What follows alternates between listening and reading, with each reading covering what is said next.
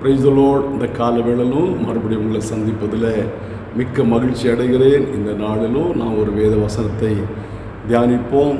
2 Samuel 16 அதிகாரம் 12வது வசனம். 2 சாமுவேல் 16:12. ஒருவேளை கர்த்தரின் சிறுமையை பார்த்து இந்த நாளில் அவன் நிந்தித்த நிந்தைக்கு பதிலாக எனக்கு நன்மையை சரி கட்டுவார் என்றான். இந்த வசனத்தில் நான் வாசிக்கும்போது தாவீது விதமாக சொல்கிறாரு, இந்நாளில் இருக்கிறதான சிறுமையை கர்த்தர் பார்த்து, அல்லது இன்றைக்கு நான் அனுபவித்து கொண்டிருக்கிறதான சிறுமையை பார்த்து எனக்கு நன்மை செய்வார் என்பதாக. இந்த தாவீதுடைய வாழ்க்கையில் அவர் சிறுவயது முதலே அநேக சிறுமையின் பாதையில் கடந்து வந்ததான ஒரு மனிதனாக காணப்பட்டார். எத்தனையோ சிறுமையின் பாதையில் அவர் கடந்து வந்தார். பாருங்க, ஒரு மனிதன் அவன் சிறு வயதிலே படிக்க வேண்டிய வயதில் படிக்காமல் அவன் வேலைக்கு போய் குடும்பத்தை பராமரித்து, பெற்றோரை பராமரித்து, தன்னுடைய உடன்பிறப்புகளை பராமரித்து, அவளை படிக்க வைத்து, அவளுக்கு நல்ல வேலை வாங்கி, அவளை ஒரு வாழ்க்கையில் அல்லது அவனுடைய எதிர்காலத்தை குறித்தான ஒரு கரிசனையோடு அவளை நல்ல நிலையை கொண்டு வருகிறான். இவனுடைய வாழ்க்கை கட்டப்படவே இல்லை. இவன் மிகவும் பிரயாசப்பட்டு எத்தனை நிந்தைகள், எத்தனை விதமான இழப்புகள், எத்தனை விதமான போராட்டங்கள் நடுவில், எவ்வளோ பிரயாசத்தின் மத்தியில், எவ்வளவோ எதிர்ப்புகளின் மத்தியில் ஒரு செட்டில் ஆகியிருக்கிறான். அல்லது ஒரு தொழில் ஆரம்பித்து, ஓஹோ இப்போ பரவாயில்ல அப்படி நிம்மதி பெருமூச்சு விட்டு கொண்டு இருக்கும்போது யாரோ ஒருவர் வந்து அவனுடைய எல்லா உழைப்பையும் சுரண்டி விட்டார்கள், அல்லது அவனுடைய எல்லா உழைப்பையும் அபகரித்து கொண்டார்கள், பறித்து கொண்டார்கள். இப்போது இவன் நிற்கதே நிற்கிறான். அடுத்தது என்ன செய்வது தெரியாமல் தவித்து கொண்டிருக்கிறான். அந்த நிலைமையில் இருக்கும்போது தான் அவனுடைய வாழ்க்கையில் வாழ்வதா சாவதா என்று சொல்லக்கூடியதான இருவழி சந்தியில் நிற்கிற ஒரு மனிதனாய் காணப்படுவான். இவ்வளவு காலம் உழைத்த உழைப்பு நஷ்டமாகி போச்சு. இவ்வளவு காலம் சம்பாதித்தான சம்பாத்தியத்தை யாரோ ஒருவர் பறித்து கொண்டார். இப்போது தனிநபராக நின்று கொண்டிருக்கிறார். அடுத்தது என்ன செய்யணும்னு தெரியாமல் தவித்து கொண்டிருக்கிறார். அந்த நிலைமையை நம்மால் கற்பனை பண்ணி கூட பார்க்க முடியவில்லை. அதே போல தான் இந்த தாவீதுடைய வாழ்க்கையும் அவர் சிறுமைப்படுத்தப்பட்டார். 1 சாமுவேல் 16 அதிகாரத்தில் அவரை பற்றி நாம் வாசிக்கிறோம். அவர் சவுல் ராஜாவினாலே, அல்லது சாமுவேல் தீர்க்கதரிசினாலே ராஜாவை அபிஷேகம் பண்ணப்பட்டார். அதை தொடர்ந்து சவுலாலே மிகவும் நெருக்கப்படுகிறார், துரத்தப்படுகிறார். சவுலுடைய வாழ்க்கையில் தாவீது சவுலுடைய ஒரு பெரிய சத்துருவாக நினைத்து தாவீது சவுலுக்கு ஆதரவாக இருந்தார். சில ஜனங்களை கோலியாத்துடைய கையிலிருந்து மீட்டு ரட்சித்தார். ஆனால் சவுலுடைய பார்வைக்கு தாவீது ஒரு சத்துருவாக காணப்படுகிறார், ஒரு எதிரியாக காணப்படுகிறார். தன்னுடைய மகனோடு அல்லது தன்னுடைய மந்திரிமாரோடு சொல்லும்போது, என்னுடைய எதிரிக்கு என்னுடைய மகன் தோழனாய் காணப்படுகிறது தான் சொல்லுகிறான். அப்படியானா தாவீதை சவுல் ஒரு எதிரியாக பார்க்கிறான்.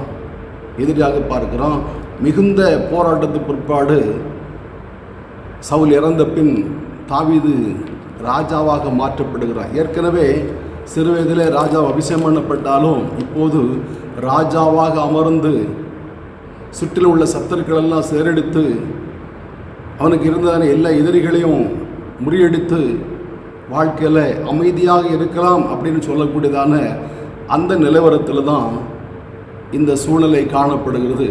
தன்னுடைய கற்பப்பிறப்பாகிய மகன் அப்சலோம் தாவீதுடைய இடத்தை பிடித்து கொள்ளுகிறான், அந்த ராஜ்யத்தை பிடித்து கொள்ளுகிறான். இப்போது தாவீது வீட்டை விட்டு ஓடி போக வேண்டியதான ஒரு சூழல்.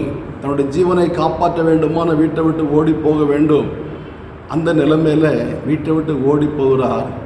சீமை என்று சொல்லக்கூடியதான மனிதன் தாவீதை நிந்திக்கிறான். பாருங்க, அப்போதான் தாவீது சொல்கிறாரு, கர்த்தரின் சிறுமையை பார்த்து. எப்போது? இப்போ உள்ள சிறுமை இல்லை, சிறு வயது முதலே தகப்பனுடைய ஆடுகளை மேய்த்து கொண்டு போது சிங்கத்தோடு போராடினார், கரடியோடு போராடினார், காட்டு விலங்குகளோடு போராடினார். அது தொடர்ந்து கோலியாத்தோடு போராடினார். சவுலால துரத்தப்பட்டார். பரிசம் கொடுத்து திருமணம் பண்ணதான மீகாளை இழந்து விட்டான்னு சொன்னால் அவள் செத்து போகலை. அந்த தாவீதுடைய மனைவியாகிய மீகாள் வேறு ஒருவனுக்கு மனைவியாக கொடுக்கப்பட்டாள். பிரயாசப்பட்டு ஆசைப்பட்டு நேசித்து கல்யாணம் பண்ணதான மனைவி கூட இப்போ அவன் பக்கத்தில் இல்லை, வேறு ஒருவனுக்கு மனைவியாக இருக்கிறான். அவ்வளவு சிறுமைப்படுத்தப்பட்டதான அந்த தாவீதுடைய வாழ்க்கையில் ஒன்றின் பின் ஒன்றாக எத்தனையோ போராட்டங்களின் வழியாக, எத்தனையோ பிரயாசங்களின் வழியாக தாவீது போய்கொண்டிருக்கிறார். இப்போது தன்னுடைய ராஜ்யத்தையும் இவ்வளோ காலம் கட்டி காத்ததான, போராடி பெற்றுக்கொண்டதான, சுற்றிலும் உள்ள சத்துருக்களை செறிடித்து அவளோட யுத்தம் பண்ணி ராஜ்யத்தை கட்டி வைத்திருக்கிறார். இந்த ராஜ்யத்தையும் தாவீது இழக்க வேண்டியதான ஒரு சூழ்நிலை வந்தது. அதுக்கு மேலே சீமையுடைய நிந்தை. இப்போதான் சொல்கிறாரு, கர்த்தரின் சிறுமையை பார்த்து எனக்கு நன்மை செய்வார். கர்த்தரின் சிறுமையை பார்த்து எனக்கு நன்மை செய்வார். பிரியமான தேவனுடைய பிள்ளைகளே, இந்த தாவீதுடைய சிறுமையை பார்த்து இப்போ வீட்டை விட்டு ஓடி போகிறாரு. வீட்டில் இருந்தால் அப்சலோம் கொண்டு போடுவான், வீட்டை விட்டு ஓடி போகிறான். ஆனால் கர்த்தர் தாவீதுடைய சிறுமையை பார்த்து 18 அதிகாரத்தில் அந்த சீமை, அதாவது அந்த அப்சலோம் கொலை செய்யப்படுகிறான்.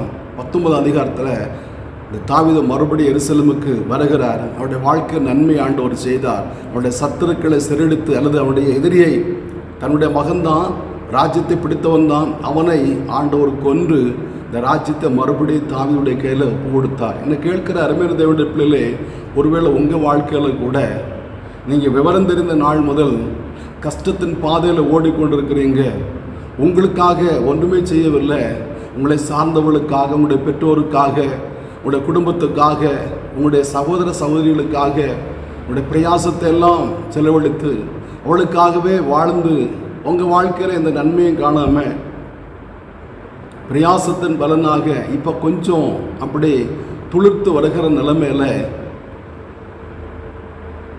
நீங்கள் வீட்டை விட்டு துரத்தப்படுகிறதான ஒரு சூழல், அல்லது உங்களுடைய பிள்ளைகளாலே நிந்திக்கப்படுகிறதான நிலைமை, வாழ்வதா சாவதா, வாழ்க்கையில் நிம்மதி இல்லை, வாழ்க்கை துணையினாலும் ஒரு நிம்மதி இல்லை, பெற்ற பிள்ளைகள்னாலும் ஒரு நிம்மதி இல்லை, சுற்றும் சூழ இருக்கிற ஜனங்களாலே ஒரு நிம்மதி இல்லை, அமைதி இல்லை.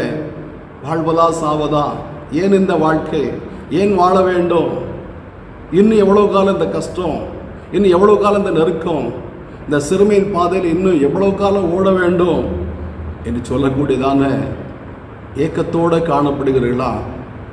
தாவீது சொல்கிறாரு, கர்த்தர் சிறுமையை பார்த்து எனக்கு நன்மை செய்வார். உங்களுடைய வாழ்க்கையில் கூட உங்களுடைய சிறுமையை கர்த்தர் பார்த்து உங்கள் நன்மை செய்வார். எவ்வளோ பிரயாசப்பட்டீங்க, எவ்வளோ சிறுமைப்படுத்தப்பட்டீங்க. இந்த கடைசி காலத்தில், இந்த அந்திம காலத்தில் பிள்ளைகள் எல்லாம் ஓரளவுக்கு அவங்க செட்டில் ஆகிட்டாங்க. பிள்ளைகளுக்கு நீங்கள் இனி தேவையில்லை, புருஷனை நீங்கள் இனி தேவையில்லை, உங்களுடைய பிரயாசத்தில் செலவழிச்சிட்டீங்க. உங்களுடைய மனைவிக்கு நீங்கள் அற்பமாக எண்ணப்படுகிறீங்க. மனைவி உங்களை நிந்திக்கிறார், பிள்ளைகள் உங்களை நிந்திக்கிறார்கள், எல்லாராலும் அது வெறுக்கப்படுகிறீங்க. ஏன் இந்த வாழ்க்கை, ஏன் உயிரோடு இருக்க வேண்டும்? அப்படி சிறுமை இன்னும் மாறவில்லையா? இனி எவ்வளோ காலம் நான் சிறுமைப்பட வேண்டும் என்கிறதான இந்த ஏக்கத்தோடு காணப்படவில்லைன்னா உங்களுக்கு தான் இந்த வார்த்தை, உங்களோடு தான் ஆண்டவர் பேசிகிட்டு இருக்கிறாரு. உங்களுடைய சிறுமையை பார்த்து உங்களுடைய வாழ்க்கையில் ஒரு நிம்மதியை தர வல்லவராய் காணப்படுகிறார். உங்களுடைய அந்திம நாட்களில், எஞ்சி இருக்கிற நாட்களில் கர்த்தர் உங்களை நன்மை செய்வார். உங்களுடைய சிறுமையை பார்த்து உங்களுடைய வாழ்க்கையில் ஒரு அற்புதத்தை செய்ய வல்லவராய் காணப்படுகிறார். சிறுமையை பார்த்து உங்களுடைய வாழ்க்கையில் ஒரு நிம்மதியை தர அவர் ஆவல் உள்ளவராய் காணப்படுகிறார். உங்களுடைய சிறுமையை கர்த்தர் காண்கிறார், உங்களுடைய பிரயாசத்தை கர்த்தர் காண்கிறார். இன்றைக்கு நீங்கள் அழுது கொண்டிருக்கிறதான உங்களுடைய அழுகையை கர்த்தர் காண்கிறார். இன்றைக்கு நீங்கள் துக்கத்தோடு இருக்கிற துக்கத்தை கர்த்தர் பார்க்கிறார், உங்களுடைய ஏக்கத்தை பார்க்கிறார். பிரியமான தேவனுடைய பிள்ளைகளே, உங்களுடைய எதிர்காலம் பிரகாசமாய் காணப்படும். உங்களுடைய சிறுமையாண்டவர் பார்த்து நன்மை செய்யும்படியாக இந்த காலவெளியில் உங்களோடு பேசி கொண்டிருக்கிறார். இந்த வாழ்க்கையில் வரக்கூடிய நன்மையை நீங்கள் பெற்று வாழ்நாளெல்லாம் கழிகூறும்படிக்கு ஆண்டு உங்களுக்கு கிருபை தருவாராக. ஜெபிப்போமா? நல்ல பிதாவே, நன்றியோடு துதிக்கிறோம், வாழ்த்துகிறோம். தாவீது சிறு வயது முதலே எவ்வளோ பிரயாசப்பட்டார், எவ்வளோ கஷ்டப்பட்டார். சிங்கங்களோட, கரடியோட, காட்டு விலங்குகளோட, கோலியாத்தோட, சுற்றிலும் குடியிருந்ததான அந்த ஒரு ராஜாக்களோடு யுத்தம் பண்ணி வாழ்க்கையில் ஒரு வெற்றி வாகை சூடுன்னு அந்த சூழலில் ஆண்டவரே உமக்கு ஸ்தோத்திரம், ராஜ்யத்தை இழக்க வேண்டியதான ஒரு சூழல் வந்தது. ஆண்டவரே மற்றவர்களாலே நிந்திக்கப்படுகிறதான ஒரு சூழல் வந்தது. அப்போது தாவீது சொல்லுகிறாரப்பா, கர்த்தர் சிறுமையை பார்த்து நன்மை செய்வார் என்று. இந்த வார்த்தையை கேட்கிற அருமையான நம்முடைய பிள்ளைகளுக்கு கூட ஆண்டவர் எவ்வளோ பிரயாசத்தின் நடுவில் காணப்படுகிறார்கள், எவ்வளோ நெருக்கத்தின் நடுவில் கர்த்தாவே இருக்கிறார்களப்பா. உடைய வாழ்க்கையில் கூட சிறுமை, உடைய வாழ்க்கையில் நெருக்கம், உடைய வாழ்க்கையில் போராட்டம், ஆண்டவர் அதன் நடுவில் துக்கத்தோடு காணப்படுகிறாள். ஆண்டவரே இந்த வாழ்க்கை நன்மை செய்ய நீ சித்தம் கொண்டிருக்கிறபடி நன்றி செலுத்தோடப்பா. இந்த வாழ்க்கையில் கத்த ஒரு எதிர்காலம் உண்டாவதாக, ஒரு ஆண்டவரை ஒளி வீசப்படுவதாக, இந்த இருள் முற்றிலுமாய் மாறுவதாக, அந்தகார சூழல்கள் முற்றிலுமாய் நீங்குவதாக. ஆண்டவர் வாழ்க்கையில் வெற்றி பெற்று ஆண்டவர் நாளுக்கு நாள் உயர ஆண்டவர் இரக்கம் செய்யணும் ஜெபிக்கிறோம். அப்போ அவருடைய கரங்களை அர்ப்பணிக்கிறோம். இயேசு மூலம் பிதாவே, ஆமேன், ஆமேன். ஆண்டவர் நம்மை ஆசீர்வதிப்பாராக.